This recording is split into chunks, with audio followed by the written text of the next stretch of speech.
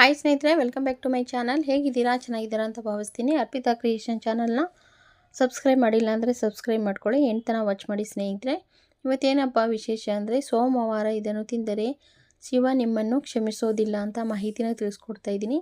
ಸೋಮವಾರದ ದಿನದಂದು ದೇವಾದಿ ದೇವನಾದ ಮಹಾದೇವನನ್ನು ಪೂಜಿಸಲಾಗುತ್ತದೆ. ಈ ಶಿವನಿಗೆ ಸಮರ್ಪಿತವಾದ ಈ ದಿನದಂದು ಭಕ್ತರು ಆತನ ಬಳಿ ಏನೇ ಕೇಳಿಕೊಂಡರೂ ಅವುಗಳನ್ನೆಲ್ಲ ಶೀಘ್ರದಲ್ಲೇ ಈಡೇರಿಸುತ್ತಾನೆ ಹಾಗೂ ಅವರಿಗೆ ಬಯಸಿದ್ದ ವರವನ್ನು ಕರುಣಿಸುತ್ತಾನೆ ಎನ್ನುವ ನಂಬಿಕೆ ಇದೆ. ಶಿವನಿಗೆ ಈ ದಿನದಂದು ಪ್ರಿಯವಾದ ವಸ್ತುಗಳನ್ನು ಅರ್ಪಿಸಲಾಗುತ್ತದೆ. ಅದರಲ್ಲೂ ಶಿವನಿಗೆ ನೀರೆಂದರೆ ತುಂಬನೇ ಪ್ರಿಯ. ಈ ಕಾರಣಕ್ಕಾಗಿ ಶಿವನಿಗೆ ಜಲ ಅಭಿಷೇಕವನ್ನು ಪ್ರತಿಯೊಂದು ಸಂದರ್ಭಗಳಲ್ಲೂ ಮಾಡಲಾಗುತ್ತದೆ. ಇಲ್ಲದೆ ಬಿಲ್ಲಪತ್ರೆ ದಾತೂರವನ್ನು ಕೂಡ ಅರ್ಪಿಸಲಾಗುತ್ತದೆ. ಶಿವನಿಗೆ ಪ್ರಿಯವಾದ ಸೋಮವಾರದಂದು ಆತನಿಗೆ ಕೋಪ ತರುವಂತಹ ಯಾವುದೇ ಕೆಲಸವನ್ನು ನಾವು ಮಾಡಬಾರದು. ಈ ದಿನ ನಾವು ಶಿವನ ಕೋಪವನ್ನು ಕೆರಳಿಸಿದರೆ ಜೀವನದಲ್ಲಿ ನಾನಾ ರೀತಿಯ ಸಮಸ್ಯೆಗಳಿಗೆ ಗುರಿಯಾಗಬೇಕಾಗುತ್ತದೆ ಹಾಗೂ ದುಃಖ, ನಷ್ಟ ಇತ್ಯಾದಿಗಳಿಗೆ ಹೆಚ್ಚಾಗುತ್ತದೆ.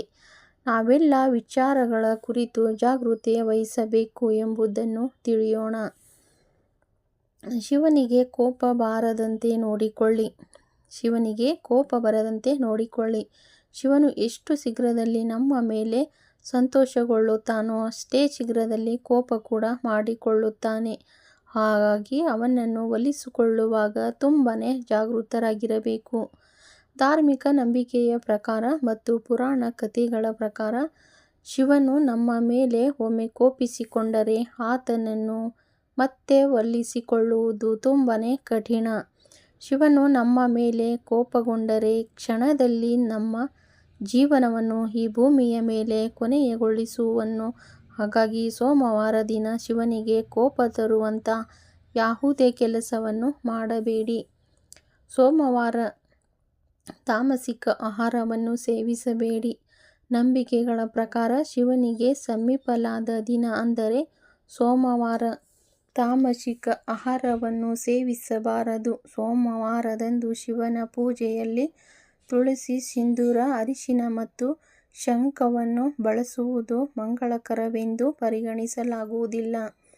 ಅಲ್ಲದಿದ್ದರೆ ಶಿವನನ್ನು ಪೂಜಿಸುವಾಗ ಕಪ್ಪು ಬಟ್ಟೆಗಳು ಧರಿಸಬೇಡಿ. ಕಪ್ಪು ಬಟ್ಟೆ ಧರಿಸಿ ಶಿವನನ್ನು ಪೂಜಿಸುವುದು ಅಶುಭ. ಸೋಮವಾರ ಈ ತಪ್ಪುಗಳನ್ನು ಮಾಡಬೇಡಿ. ಧಾರ್ಮಿಕ ನಂಬಿಕೆಗಳ ಪ್ರಕಾರ ಶಿವನಿಗೆ ಪ್ರಿಯವಾದ ದಿನ ಸೋಮವಾರದಂದು ಉದ್ದಿನಬೇಳೆ, ಕಪ್ಪು ಎಳ್ಳು, ಬದನೆಕಾಯಿ, ಸಾಸಿವೆ ಅಂಥ ಆಹಾರ ಪದಾರ್ಥಗಳಿಂದ ದೂರವಿರಬೇಕು. ಮತ್ತು ಚಿತ್ರಾನ್ನ ಸೋಮವಾರ ಮಾಡುವಂತೂ ಇಲ್ಲ. ಈ ದಿನ ಇಂತಹ ಪದಾರ್ಥಗಳನ್ನು ನೀವು ಸೇವಿಸಬಾರದು. ನೀವು ಸೇವಿಸಲು ಹೋಗಲೇಬೇಡಿ. ಸೋಮವಾರದಂದು ಹಾಲು ಅಥವಾ ಬಿಳಿ ಬಟ್ಟೆಯನ್ನು ದಾನ ಮಾಡುವಂತಹ ಕೆಲಸವನ್ನು ಮಾಡಬೇಡಿ. ಇಲ್ಲದೆ ಧಾನ್ಯ, ಹಿಟ್ಟು, ಕಲೆಗೆ ಸಂಬಂಧಿಸಿದ ವಸ್ತುಗಳು, ಶಿಕ್ಷಣಕ್ಕೆ ಸಂಬಂಧಿಸಿದ ವಸ್ತುಗಳು, ಕ್ರೀಡೆಗೆ ಸಂಬಂಧಿಸಿದ ವಸ್ತುಗಳು, ವಾಹನಗಳು ಮತ್ತು ಇಲೆಕ್ಟ್ರಾನಿಕ್ ಸಂಬಂಧಿತ ವಸ್ತುಗಳು ಖರೀದಿಸಲು ಹೋಗಬೇಡಿ. ನೋಡಿ ಸ್ನೇಹಿತರೆ, ಇವತ್ತಿನ ವಿಡಿಯೋದಲ್ಲಿ ಶಿವನ ಬಗ್ಗೆ ಮಾಹಿತಿನ ತಿಳಿಸ್ಕೊಟ್ಟಿದ್ದೀನಿ. ನೆಕ್ಸ್ಟ್ ವಿಡಿಯೋದಲ್ಲಿ ಸಿಗೋಣ. ಎಲ್ಲರಿಗೂ ತುಂಬ ಹೃದಯದ ಧನ್ಯವಾದಗಳು.